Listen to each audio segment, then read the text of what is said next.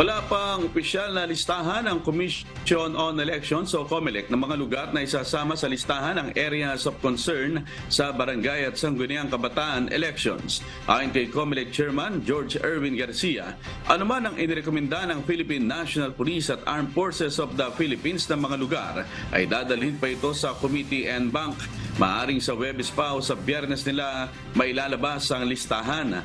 Nauna nang sinabi ni PNP Deputy Chief for Operation Police Lieutenant General Michael John Dubria na nasa 27 barangay ang posibleng isailalim sa red category dahil sa presensya ng threat groups, ngunit tumanggi itong pangalanan kung saan saang lugar ito. Pakinggan po natin ang pahayag ni COMELEC Chairman George Erwin Garcia.